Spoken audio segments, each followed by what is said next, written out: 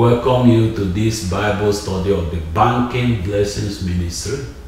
My name is Goodluck Ofebu, and this is my wife. My name is Obi Ofebu, and I want to thank you for joining us for another episode of this Bible study. We hope you'll be blessed as you go through it with us. Yes, we welcome you to our continuing study on the series under the King and the People, which we started, and then we branched into another series on Waiting for God. The Waiting for God series brings us into looking at David's life during the period between his anointment to become king and his actually becoming king. As we discussed in the last Bible studies, the period lasted approximately 10 years. He was anointed in maybe late teenage or early 20s, and he became king at the age of 30. During this approximately 10 years, a lot of things happened. Early in the period, an important event that I think affected a lot of things that happened during the period was David's encounter with Goliath. We have seen the account, studied it maybe twice, maybe more than twice in our Bible study series. But in this study, we're going to look at it to understand the events that occurred, that particular series of events, as they affected David's preparation to become king of Israel. We will find that his encounter with Goliath and his victory over Goliath was really what kick-started his preparation to become king of Israel. But we don't want to peek into it. We're going to discuss it a little more. Only do you want to say something before we... Yeah, like you said, we are looking at the relationship between the people and her government, and it's taking us through the process of how God calls someone, to leadership, and the preparation that has to take place, and while preparing, or there has to be a time, oftentimes there's a waiting period, and preparations have to be made. So the story of David and Goliath, it's one that we have, even, we see when we're taught of in the Bible. So it would be interesting to see how the events that surround it have to do with, preparing David to become king. Yes. And how all this will tie up, and what the Holy Spirit will tell us today about it will be interesting. Yes. Okay. And what we are going to see is that the victory, or that David's victory over Goliath, laid the foundation for recognition of David as future leader of Israel. We are going to see this. It was really after this that people started singing about him and seeing him as somebody that had accomplished more than the sitting king. And from there, his reputation began to grow as a potential leader of Israel. We also see that the encounter was not, when David went to the battlefront, the intention was not to go and fight. He was going on an errand that his father had sent him. His father sent him an errand and gave him specific instructions what to accomplish in the errand, and we're going to discuss that in detail. The errand turned out to be God's call to David to kill Goliath and begin the process of preparing himself to become king of England. King of Israel, preparing not just himself, but also preparing the people of Israel to begin to see him as a potential. Maybe they didn't see him as king that time, but his leadership qualities began to be evident to the people of Israel. So we'll see that this was an incremental step in his process of preparing himself to be king. And one of the things we discussed last time is that when one is called to a mission, when God calls somebody to a mission, that often there is a preparation. The preparation, another thing you see, that the preparation often is in a series of steps, a series of events. It's not just one, well, it could be just one, but in the case of David, it was a series of things happened, and each of them took him closer and closer to becoming king. And in this particular incident, we will emphasize something we saw in the last lesson, and that is that waiting for God means walking with God. And we are going to look at the things that David did in this series of events to identify what he did that indicates he was walking with God. He was living in the image of God. He was interacting with people in accordance with the principles of living in the image of God. And we're going to see that our reading will come from 1 Samuel chapter 17. A famous passage in the Bible, David and Goliath.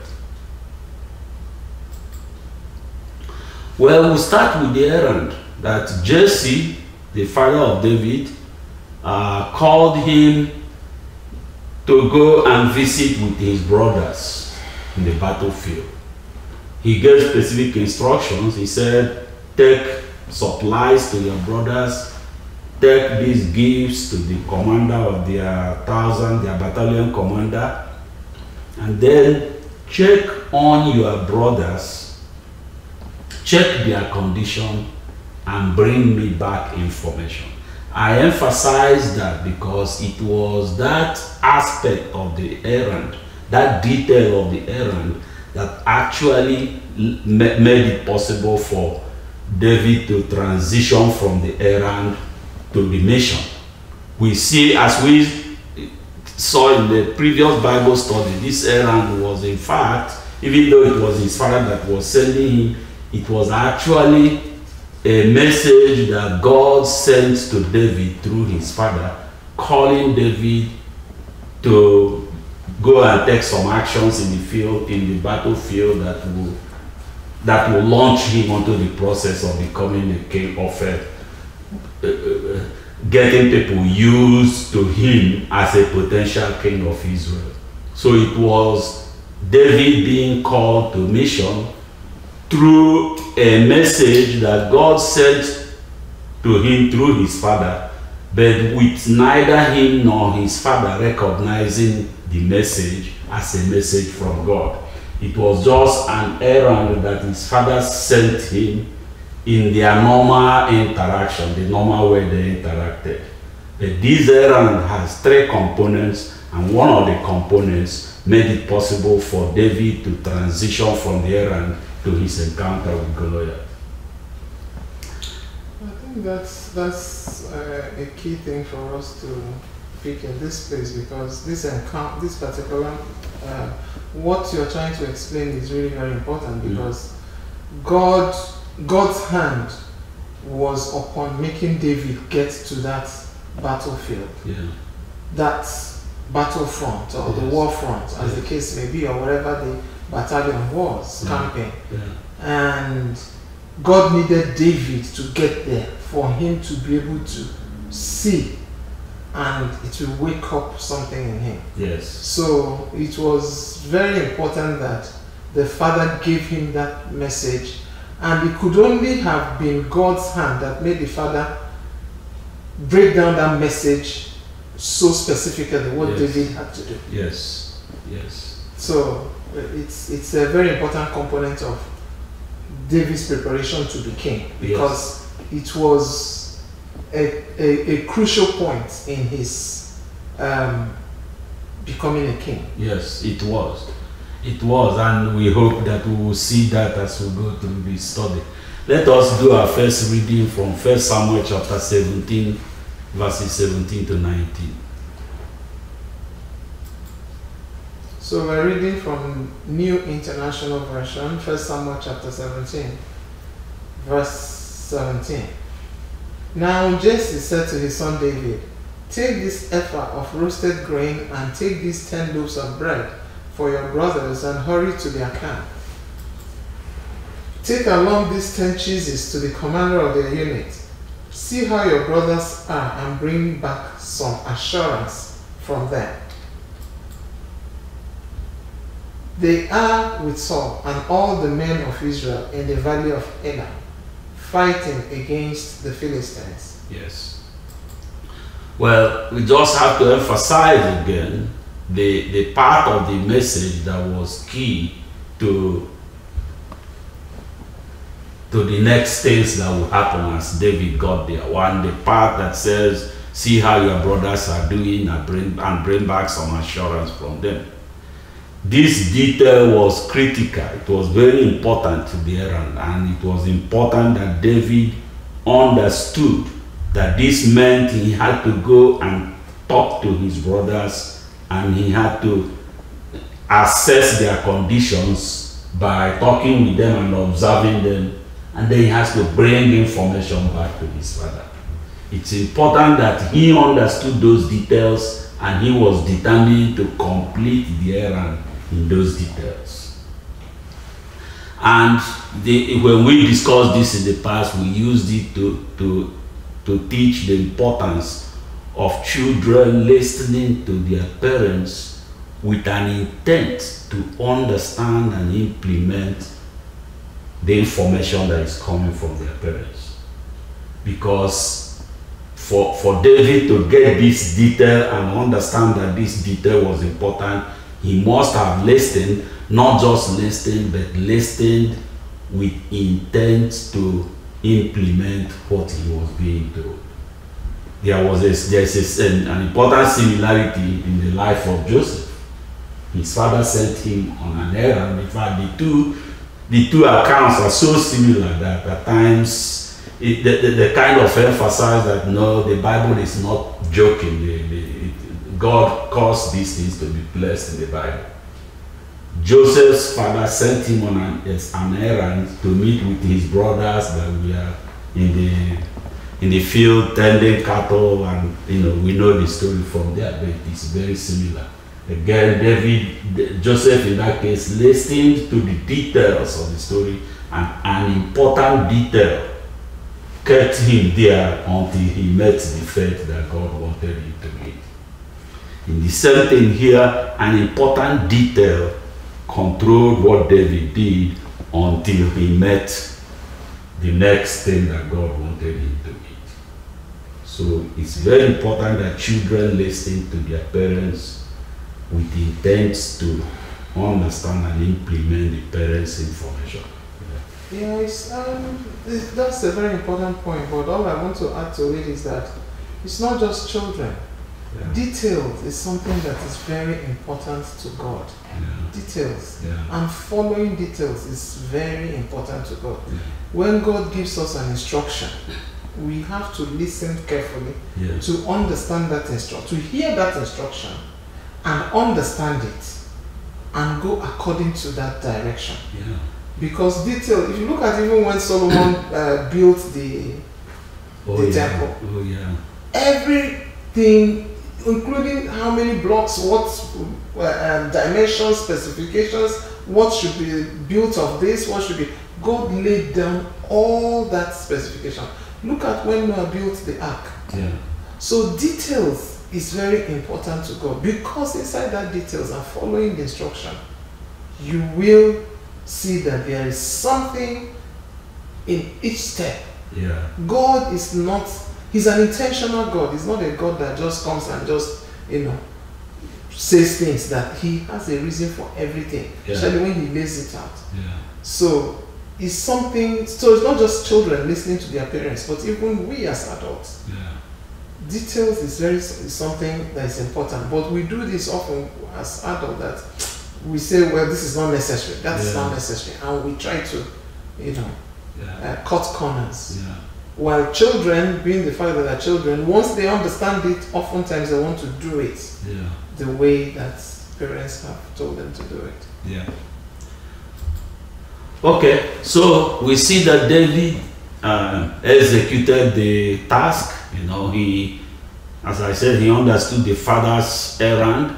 He knew what he needed to do to complete the errand. He needed to talk with his brothers. He needed to see them physically, talk with them, ask them questions, observe them, and then build up the information that he intended to bring back to his father.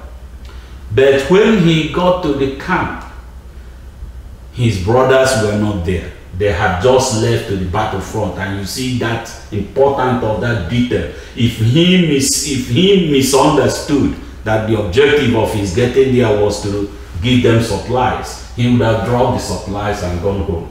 But he understood that the objective was to see them, talk with them, and assess their condition. So he dropped the supplies with the keeper of supplies, and then went to the battlefield to meet them. You know, he could meet them if it was a different case where something else would have happened, but he could go to the battlefield. So he went, he met them there and started talking with them, you know, started why he came. But then immediately he had Goliath's defiance. Goliath stepped out of his line and talked to, you know, harass the people of Israel as he had been doing for 40 days.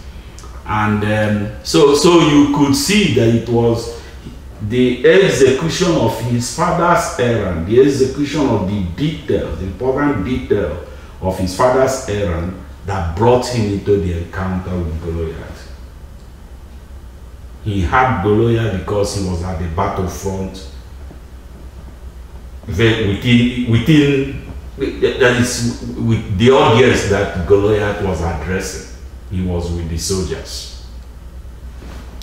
So the father's errand led to the encounter, and of course we will see that the encounter led to growth of David's reputation in Israel. But let's not jump into that. That's one of the things we're going to cover. So you want to say something, and then we'll read verses 20 to 23. Okay. So 1 Samuel chapter 17 verse 20. Early in the morning, David left the flock in the care of a shepherd, loaded up and set out, as Jesse had directed. He reached the camp as the army was going out to its battle positions, shouting the war cry. Israel and the Philistines were drawing up their lines facing each other. David left his things with the keeper of supplies, ran to the battle lines, and asked his brothers how they were. As he was talking with them, Goliath, the Philistine champion from Gath, stepped out from his lines and shouted his usual defiance, and David heard it. Well, David had it. And not only he had it, he also observed the response of the Israeli soldiers. That he observed that they were terrified of Goliath. They were very afraid. So there and then he saw a task for himself, which we said that he transitioned from the errand to the mission for which God brought him to the field.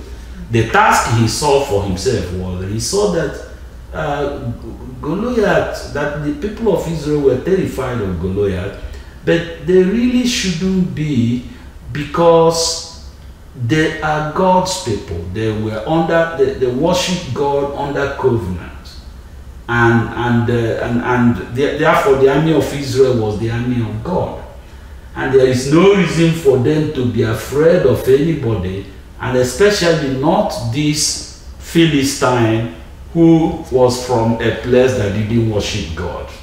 He described him as an uncircumcised Philistine, making the point that he was from a place that at that time was not yet part of God's covenant, and was not they had other things they worshiped. They didn't really know God. They didn't care about God. So how can this man terrify the army of the living God? How can he challenge? So he saw the challenge to Israel, the defiance of Israel, as a defiance of God. And being a spiritual person himself, he worshiped God a lot, sang a lot and all that. So he was really deep into relationship with God, even though he was a very young person. He saw immediately that he needed to not defend God, but he needed to represent God in this battle. He needed to fight Goliath, and he needed to kill Goliath in order to make a point to the whole world and to the rest of Israel that the people of Israel worshiped God and that the army of Israel was the army of God. So this became his mission, and this was his motivation. You could see that something very important, that his motivation was not selfish. He wanted to advance the name and image of God. And in everything you are doing, if your motivation is to accomplish to serve God's purpose, your motivation in everything you do is to serve God's purpose, then this is the God is pleased with what you are doing. That a motivation, when you do things with that kind of motivation, God is pleased with what you are doing, and He will see you through. And so in this particular case, David was going to succeed. One of the reasons was that his motivation was to serve God. His motivation was to do something that would advance the name of God at the time that somebody was trying to bring down the name of God. Let us read this 17, verses 24 to 26. Verse 24, 1 Samuel chapter 17. Whenever the Israelites saw the man, they all fled from him in great fear. Now the Israelites had been saying, "Do you see how this man keeps coming out? He comes out to defy Israel. The king will give great wealth to the man who kills him. He will also give him his daughter in marriage and will exempt his family from taxes in Israel." David asked the men standing near him, "What will be done for the man who kills this Philistine and removes this disgrace from Israel? Who is this uncircumcised Philistine that he should defy the armies of the living God?" Well, that's it. We've talked about this. That is again explaining his motivation. The Israeli people were dismayed and terrified. He saw the defiance of Israel as a defiance of God and was motivated to remove that defiance, to kill it. Yeah, I think the primary thing here that I see is what you have explained, that David was moved by the insult upon God, because he felt that God is with the army of Israel, because they serve a living God, and that anybody that defies the army of Israel is defying God. Yes. Anybody that disgraces or defeats Israel is defeating or defying God. Yeah. So that was the first thing that came up in his mind. We can't really say that David, as a young lad before he was anointed, had a relationship with God, because when he's there taking care of his sheep and all that, yes, we know he sang a lot. Yes, we know he has a spirit. God has seen that he has a spirit that he can use. That this is a person that has all the qualities that he needs, because it's not everybody that will see that Goliath and the first thing that comes to them is that this man is disgracing the living God. Yeah. It's not everybody. Yeah. Some people will see it and run even with the armies. Yeah. So God sees the heart of David, and that's why he was anointed. Yeah. And then God made him come to that place so that he will see this, and it will wake up that spirit in him. Yeah. Okay. Yeah. So that was the first thing, because now he asked, what will be given? And let's not confuse it as if David was you know, kind of, you know, looking for gratification. But he asked, what will be given to the person who does this and removes this disgrace from Israel? Yes, he wanted a reward, but that was not the first thing that came to his mind. The first thing that came to his mind was, how do I remove this reproach? How do I remove this disgrace? And that was what God wanted him to see. Yes. Because when God calls you, that he calls you to take care of that thing that you cannot stand. He gives you a passion for that thing that wakes you up and you're angry or it angers you.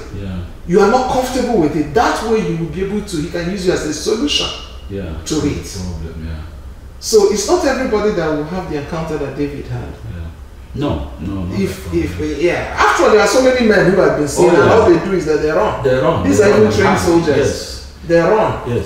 So I just thought we should make that clear that David's motive was, these people are disgracing Israel and therefore they're defying our God. They're disgracing the living God. Yes. So they have to be stopped because nobody can disgrace this God. And he saw that there were no takers. The other people were not, nobody had the courage to do it, and immediately he did. He said, well, why not me, kind of thing. I'm going to do it. And actually, you could see that as soon as this entered his mind, it became a consuming thing. He was focused on it so much that his brother, his most senior brother, got annoyed with him, deliberately wanted to annoy him or something. To even stop him. Yes. So he just protested, a little bit, but turned around and continued the conversation. I want to bring something up here for us to see that most people that have answered the call of God into ministry or to some kind of leadership, if you hear their histories and their biographies and their stories, you see that at some point somebody tried to stop them.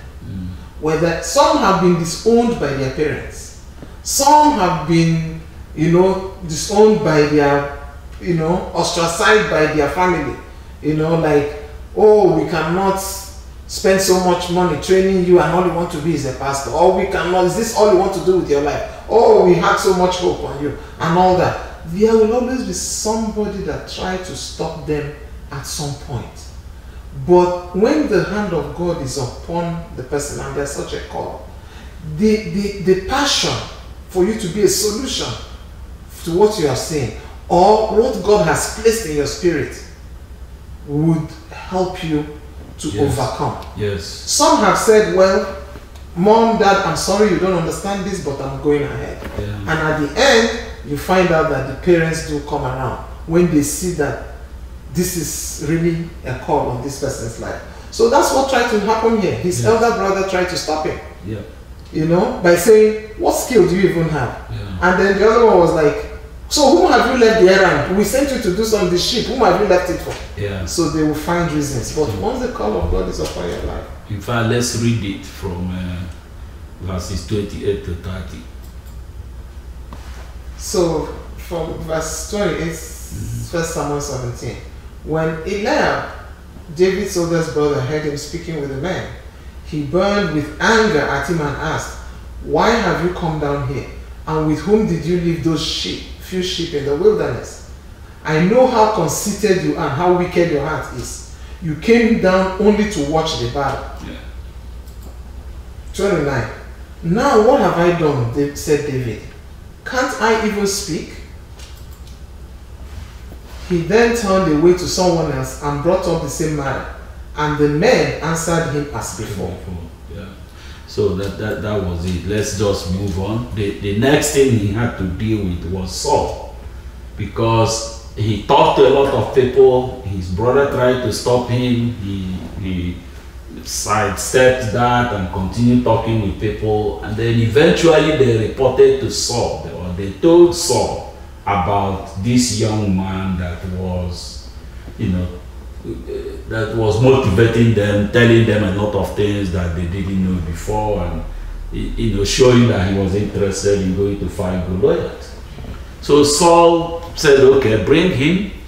Well, Saul, the important thing here is that Saul wanted to discourage him. Looking at him, Saul thought that he was too young, just much too young to even contemplate this. So Saul, you know, said, look, you cannot fight him. You're only a young man. This man has been a warrior since his young age.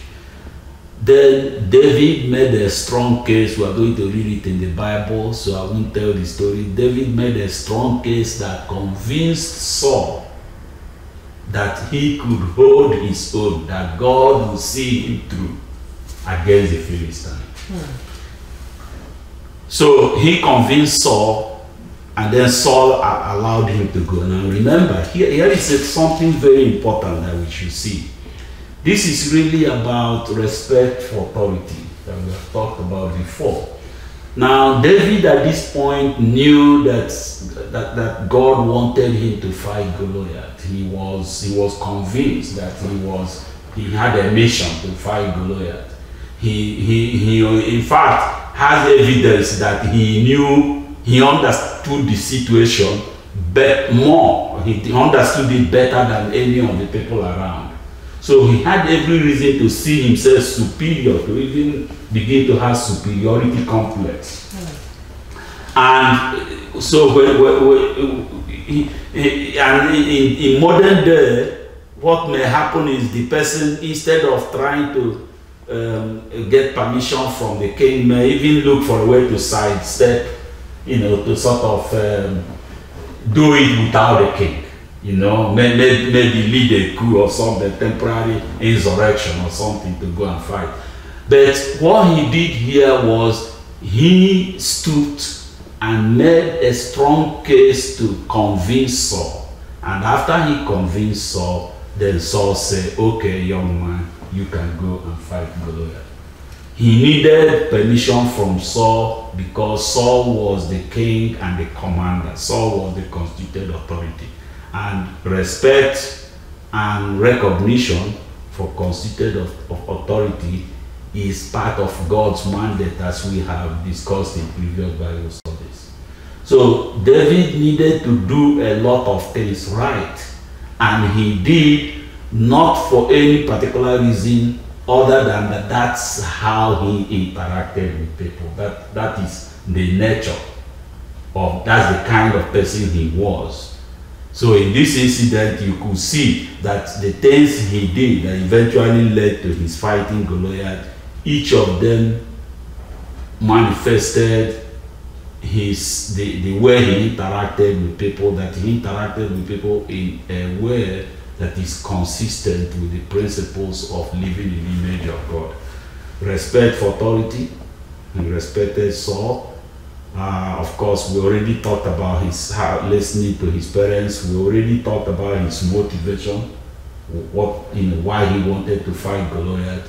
All of these things are things that show that he was, well, let me say he was thinking right. He was walking with God. He was walking according to godly principles. Honey, you want to say something here, or do we go and read? This is a long reading, about 7 verses. That's all right. Okay. So chapter 17, verse 31, 1 Samuel. What David said was overheard and reported to Saul, and Saul sent for him. David said to Saul, let no one lose heart on account of this Philistine. Your servant will go and fight him. Saul replied, you are not able to go out against this Philistine and fight him. You are only a young man, and he has been a warrior from his youth. Yeah. But David said to Saul, your servant has been keeping his father's sheep. When a lion or a bear came and carried off his sheep from the flock, I went after it, struck it, and rescued the sheep from his mouth. When he turned on me, I seized it by his hair, struck it, and killed it. Your servant has killed both the lion and the bear. This uncircumcised Philistine will be like one of them, because he has defied the armies of the living God. The Lord who rescued me from the paw of the lion and the paw of the bear will rescue me from the hand of this Philistine. Saul said to David, "Go, and the Lord be with you." Yeah. So, this part is just really the conclusion, but the point we want to make here is that as David was approaching Goliath, his declaration of what was going to happen was both a battle cry, that is something he was saying to Goliath to frighten him. You know, when you are going to fight somebody, you try to make the person feel that pain, feel what is coming to him, kind of. It was also a sermon. If you listen to the words carefully, David was talking to the soldiers, and he was also talking to the whole world. He was talking to, it was like as if he knew that this was going to be written down and that people will read it several generations down, you know, like we are reading it today. So it was a sermon to the whole world. It was also a prayer in which he surrendered to God, in which he reminded God that, hey, reminded himself that this battle is for God. He was fighting for God. So let us read that. We've got through this several times before. Is the battle cry, sermon, and prayer all in one. Yeah, and his faith, it was a declaration of his faith in God. Yes. He was, he was declaring, because all these things, he had faith that God will do it the way he has, said it. Yes. And again, it's a fulfillment of what God tells us in the Bible, that out of our mouth, life and death is in our mouth. Yeah. We should say that which we believe. Actually, I see more as faith in God from David, because he declared, because he believed. He had not seen it. Everything was kind of pointing at the fact that this is a small boy. Yeah. Goliath is going to have him for breakfast. Yeah. But his faith made him proclaim and declare, and God honored that. Yeah. And his faith was anchored on the same principles, that these people, you have defied the living God. Therefore, God will give you into my hands today. Yeah. So his battle cry, he wasn't joking when he was saying, he wasn't trying to frighten them. No. He was speaking because he believed. Yes. Yes. And it was also, it was like, this is going to glorify God. Yes. That is this part of the sermon, that when people see it, they will know that there is a God in Israel. Yeah. So it's all that, sermon, prayer, is a huge demonstration of faith. Yeah. And all this show that God has seen the heart of David to know that he's somebody that he can use. And that's why he said, go and anoint him. Okay, so let's read it. 45 to 47. So verse 45, David said to the Philistine, you come against me with sword and spear and javelin, but I come against you in the name of the Lord Almighty, the God of the armies of Israel, whom you have defied. This day the Lord will deliver you into my hands, and I'll strike you down and cut off your head. This very day I will give the carcasses of the Philistine army to the birds and the wild animals, and the whole world will know that there is a God in Israel. All those gathered here will know that it is not by sword or spear that the Lord saves, for the battle is the Lord's, and he will give all of you into our hands. Yes. That was it. David killed Goliath. We don't want to go through that detail. Of course, once Goliath was killed, the Philistines ran and the Israelites pursued them. And so David led Israel to victory against the Philistines. It was his victory over Goliath that started the victory over the Philistines. Yeah, I think this is important for us to realize some.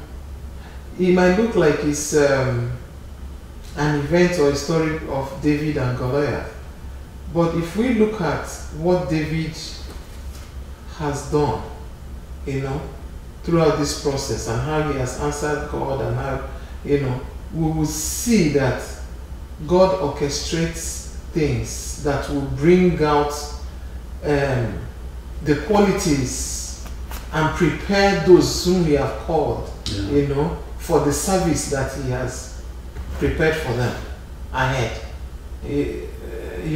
So it's not just, David, went after Goliath and was able to kill Goliath and all that and all that and all that. After David had been playing for Saul, whenever Saul got vexed in the spirit or troubled by the evil spirit, it wasn't enough for anybody to notice David or the qualities of kingship that were, in him. Yeah.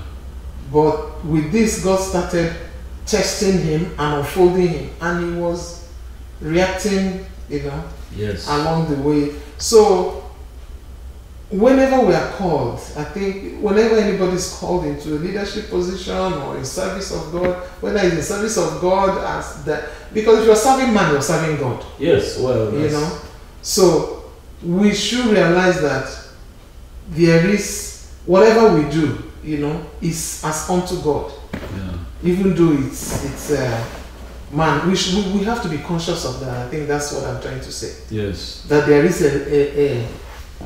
the purpose of this is service to God. Yes. And of course, the big thing that happened here was after this victory, the name of David became very well known in Israel. There was nothing to hide anymore. It was this person that led them to victory, a very important victory over a very important enemy. And we will see in future Bible studies that, in fact, his reputation grew, starting with his victory over Goliath and the Philistines. They made songs for him, and his reputation grew, and I think this was what God called him to accomplish, and he accomplished it very well. Well, we've really talked about this. Do you have anything more to say that we can say quickly and wrap up? I think we've touched on most of these aspects, and one other thing, I think what I was trying to say in the last bit of what I said was, we should not neglect any aspect of the work we do. Once the hand of God is upon you, don't neglect, look down, not neglect, don't look down on any aspect of what you have to do. Yeah. Do it because it could be, and most of the time it is part of God's preparation for you or the one who's been called towards the service that he's been called unto. Yes. And I think that's one thing, that, of course, realizing that there has to be a preparation. Yeah. And it's not, don't wait until the time you mount the pulpit and begin to handle microphone as a pastor or as a, whatever, or as an evangelist. Don't wait for that time to begin to walk towards that service. Yeah. Everything that is along the line is God equipping you for that. Yes. Yes. Yes.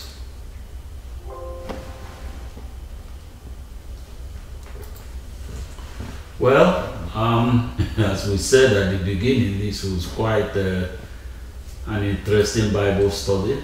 I think we've learned something significant from David's encounter with Goliath. We hope that you have learned with us, and that you will learn more, that you will go back and read the passage carefully and learn more from it. And we pray that you will learn something that will make a positive impact on your life and bring you closer to God's purpose for your life. Thank you, and God bless you. God bless you.